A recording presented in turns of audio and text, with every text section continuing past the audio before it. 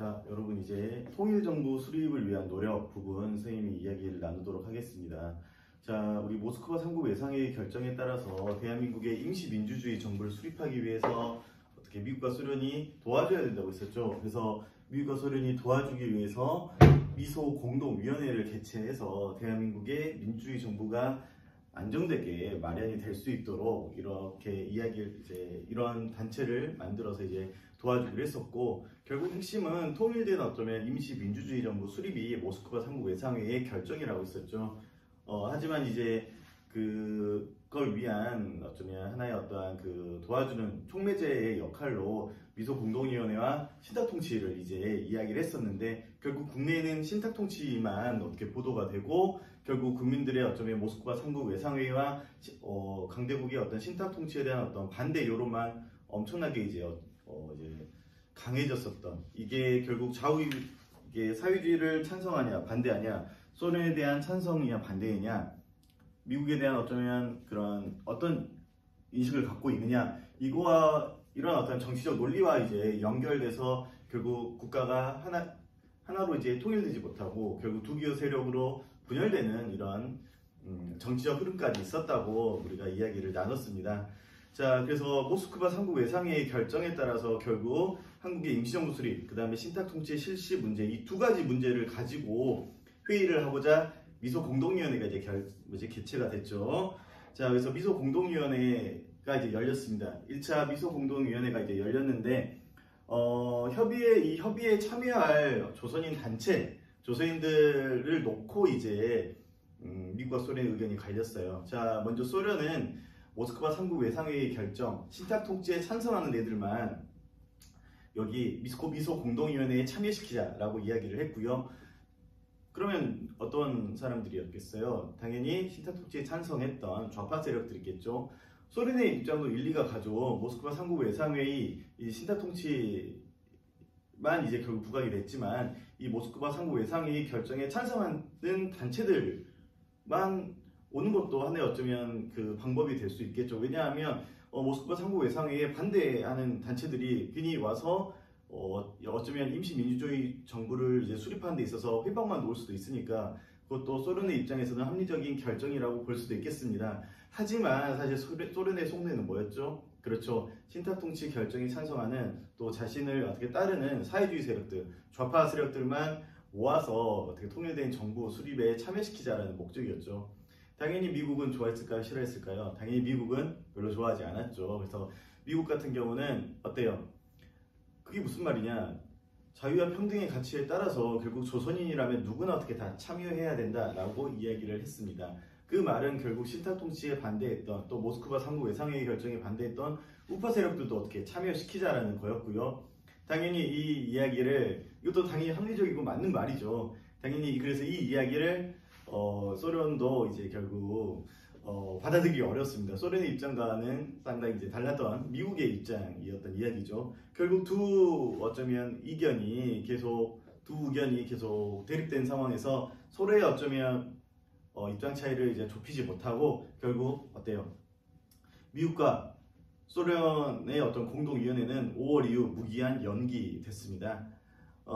숙제를 볼까요? 그래서 소련 같은 경우는 미소 공동위원회가 모스크바 3국 외상회의 결정을 실행하고자 조직했기 때문에, 이 미소 공동위원회는 모스크바 3국 외상회의 그 다음 단계다. 그렇기 때문에 반타운동에 참여했던 애들은 배제해야 된다라고 이야기를 하는 거고요.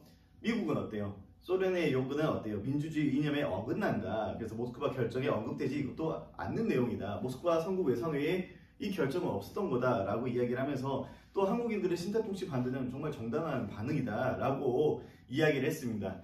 정치란 이런 거라고 했죠. 서로 간의 명분 다 맞는 이야기죠. 하지만 실상은 뭐예요? 자신들의 나라에 이득이 되는 것으로 이득이 되는 것을 위해서 정치를 하는 것이고, 또는 외교를 하는 것이고, 그 논리는 수많은 명분으로 포장되어 있다고 선생님이 수업 시간에 때도 이야기했습니다.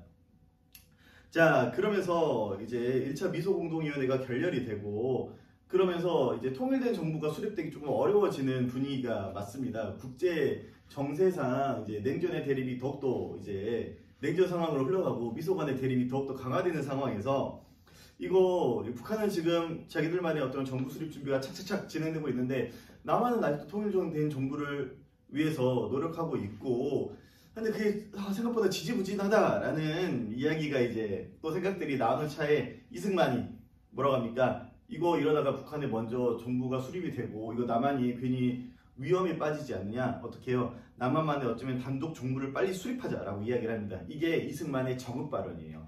정읍에 가서 이승만이 이제 유세를 했는데 이 단독 정부 수립을 최초로 이제 이야기를 하는 겁니다.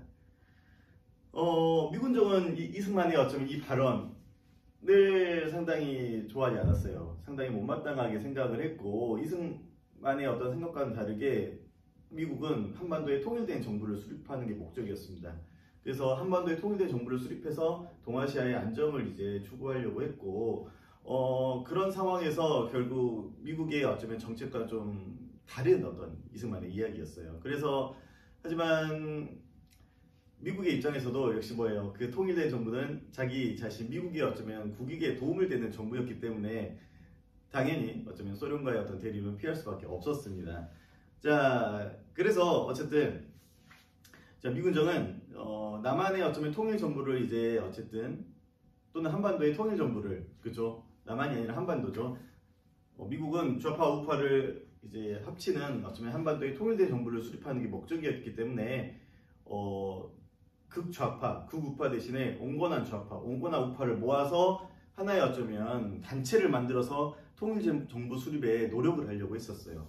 그래서 중도 좌파의 대표적인 인물인 여운형, 좌파 중에서도 민족주의를 아우를 수 있는 인물이고 그 다음에 역시 우파 중에서도 사회주의 계열을 아우를 수 있는 중도 우파인 김규식을 모아가지고 이제 이 두 사람을 중심으로 이제 이 두 사람한테 이제 많은 힘을 실어주는 거죠. 그래서 좌우합작위원회를 이제 조직합니다.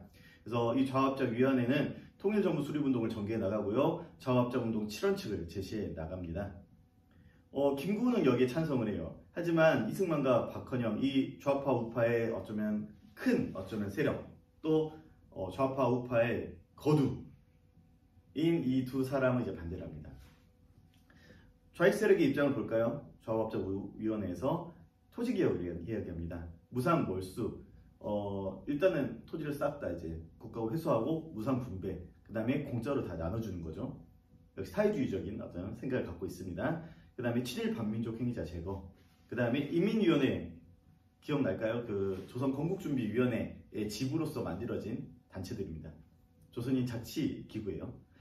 인민위원회로의 어떤 정권 이양을 주장했습니다. 그 다음에 우익 세력은 임시정부 수립 이후 친일파 처리, 신탁통치 반대, 그 다음에 이제 국가가 일정 이상의 어떤 토지를 사람들이 갖고 있으면 이 일정 기준 이상의 어떤 토지들을 싹 돈을 주고 매입을 해요. 그 다음에 농민들한테 일정한 어쩌면 조금의 어떤 보상을 받고 땅을 나눠주는 유상분배의 토지 개혁을 주장을 합니다. 좌파 우파 서로 간의 이야기들은 하지만 결국 공통점은 두 가지로 모아진다고 했었죠. 뭐예요? 토지 개혁, 그 다음에 친일 반민족 행위자 제거. 그래서 이 두 개의 어쩌면 이야기는 좌파 우파 모두의 어떤 소원이었고 그건 우리 국민 모두의 열망이라고 이야기를 했죠. 그래서 대한민국 정부가 이제 수립된 다음에 바로 이 국민의 열망이었던 이 두 가지 일을 바로 처리하려고 합니다. 우리 대한민국 정부 그렇게 무능하진 않았어요. 그래서 첫 번째로 그쵸? 이 대한민국 정부 수립 이후 만들어진 중요한 법 농지개혁법. 그쵸? 쌤이 이야기했습니다. 완전 중요합니다. 농지개혁법 꼭 보십시오. 그래서 농지개혁법이 이제 진행이 돼서 유상몰수, 유상분배의 토지개혁이 이제 이루어지고요. 그 다음에 그래서 이제 이 토지개혁을 바탕으로 모든 농민들이 다 자신의 땅을 소유할 수 있었습니다. 그 다음에 친일 반민족 행위자를 이제 제거하기 위해서 반민족 행위자 특별처벌법을 이제 제정을 했습니다. 그래서 이 법이 제정이 돼서 친일파를 처리하기 위해서 반민특위가 이제 구성이 되고요. 그래서 친일파 처리를 위해서 이제 순서를 밟아 나갑니다. 하지만 정부의 조직적인 방해에 의해서 이 친일파 처리가 결국 순조롭지 않게 제대로 잘 처리가 되지 않았다는 사실을 우리가 지금 현대를 살면서 몸소 느끼고 있죠. 아무튼 이 친일파 처리로 인한 반민특위, 반민족 행위자 특별처벌법 이 법도 상당히 중요하다라고 쌤이 이야기했었는데 꼭 기억해 두시기 바랍니다. 자, 그래서 이제 미군정은 중도 노선을 지향하는 정치인들을 이제 지원해 주고요. 그래서 남조선 과도 입법의원을 조직합니다. 그래서 좌우익의 주요 정치 세력이 여기에 참여를 해야 되는데, 이게 이승만과 이제 그런 이승만으로 대표되는 우파, 극우파들, 그 다음에 박건영으로 대표되는 좌파, 극좌파들은 참여하지 못해서 사실 성과가 지지부진해요. 그런 상황에서 결국 여운형마저 어떻게 암살이 되면서 사실상 이제 이 좌합적 의견에는 이제 종료가 되고, 여운형은 여러분이 이제 수학여행 가는 이 서울 한복판에서 결국 암살이 됩니다. 그래서 여운형이 암살된 이유 이제 어때요? 이 한반도의 어쩌면 정치는 테러가 이제 난무하는 이런 어떤 정세로 바뀌게 됩니다. 그래서 주요 인물들이 이제 테러와 공격에 이제 시달리게 됐고, 나중에 결국 누구까지 암살이 돼요? 김구까지도 암살이 됩니다. 자, 그러면서 결국 이제 남한만의 단독 선거가 이제 결정이 되고요. 제2차 미소 공동위원회가 이제 재개가 됩니다. 여전히 하지만 좌합적 위원회 활동은 진행되고 있었어요. 반타운동 단체의 협의 대상 포함 문제를 놓고 미소 양측의 대립이 지속됐고, 결국 결론 없이 종료가 됐습니다. 그래서 2차 미소 공동위원회 이후 미국은 한국 정부 수립 문제를 미국, 영국, 중국, 소련 4개국 회의에 어때요? 회의에서 이제 협의를 요구했고요. 이걸 소련이 이제 거부합니다. 그러면서 이 미국은 한국 문제를 유엔으로 이관했고, 유엔 총회에서는 어때요? 인구 비례에 따른 남북한 총선거를 시행해서 정부 수립을 결정을 했습니다. 하지만 인구는 누가 많냐면 남한 쪽 인구가 많아요. 그러면 남한 쪽에 인구가 많기 때문에 국회의원도 어때요? 남한 쪽 사람들이 많이 이제 당연히 남한 쪽 사람들이 이제 많이 이제 국회의원에 당선할 수 있는 가능성이 높겠죠. 그렇기 때문에 이제 사실 어찌 보면 북한 입장에서는, 소련 입장에서는 상당히 이제 이걸 받아들이기가 좀 껄끄러웠을 수 있겠습니다. 어쨌든 그래서 선거 감독을 위하여 유엔 한국 임시위원단이 이제 파견이 됐고요. 하지만 역시 소련은 유엔 한국 임시위원단이 38도선 이북으로 들어온 것을 거부를 했습니다. 그래서 유엔 감시 이래 결국 남북한 총선거는 어려워졌고, 결국 선거가 가능한 지역 어디만, 남한만의 선거가 이제 결의가 됐죠. 자, 남한만의 총선거가 이제 결정이 된 상황에서 이승만과 한국민주당은 남한만의 단독선거에 따른 정부 수립이 환영을 했죠. 한국민주당은 친일파였던 김성수를 중심으로 이제 친일파들이 좀 모여서 만든 당이고, 여기에 이제 우파 민족주의자들을 이제 김성수가 영입해서 이제 만든 당이에요. 그러면서 이제 결국 이제 이승만과 뜻을 같이 하면서 함께 이제 정치 세력을 만들어 나갑니다. 그러면서 이제 이 세력이 이제 결국 이제 총선거에 이제 참여하게 되는 거죠. 자, 그러면서 이제 좌익 세력과 대한민국 임시정부의 우익 세력은 역시 단독 정부 수립을 반대하는 상황이었습니다. 그래서 김규식은 여운형이 암살된 이후 중도파 세력을 규합해서 민족 자주연맹을 결성하고요. 통일정부 수립운동을 지속합니다. 그 다음에 김구는 단독정부 수립에 반대해서 통일정부 수립 노선으로 이제 전환했고요. 통일정부 수립을 위해서 결국 이제 남북 협상이 이제 추진이 됩니다. 그래서 김구와 김규식은 북한에 가서 김일성을 만납니다. 그래서 남북 지도자 협의회를 열고요. 남한 단독선거 반대하고 미소 양군의 철수를 이제 이야기합니다. 그 다음에 전국 총선거에 의한 통일정부 수립을 이제 합의를 했죠. 하지만 사실 이렇게 합의를 했지만 실질적인 큰 어쩌면 성과는 거두기가 어려웠어요. 왜냐하면 북한은 거의 다 이미 김일성 중심으로 정부 수립 준비가 완료가 되는 상황이었고, 결국 김구랑 김규식, 정말 임시정부를 이끌었던 유명한 어쩌면 명성이 혁혁한 사람들이잖아요. 이 사람들이 북한에 와서 김일성을 만났다는 것은 어찌 보면 김일성을 중심으로 한 북한에서는 상당히 자신들의 어쩌면 정권의 정당성을 보여주는 이러한 일이라고 할 수 있었습니다. 그래서 상당히 이제 북한의 김일성에게 조금 이용당했다라는 이제 비판도 받기도 했습니다. 자, 그래서 결국 이제 미국과 소련이 이제 거부를 하고, 결국 남북한 지역 모두 정부 수립 준비가 착착착 진행이 된 상황에서 정말 김구와 김규식의 이런 정말 어쩌면 정말 최선을 다한 노력, 이건 결실을 보지 못했어요. 사실 김구 선생님은 이야기했잖아요. 38도선에 허리가 베일지언정 차라리 허리가 베일지언정 단독정부 수립은 정말 안 된다고 이야기를 했고, 실제로 김구는 결국 통일정부 수립을 위해서 50 총선거도 참여하지 않아요. 정말 어쩌면 보수라면 이렇게 자신의 어떤 신념을 위해서 올곧게 가는 이런 어쩌면 사람들이 정말 보수지 않을까. 싶습니다.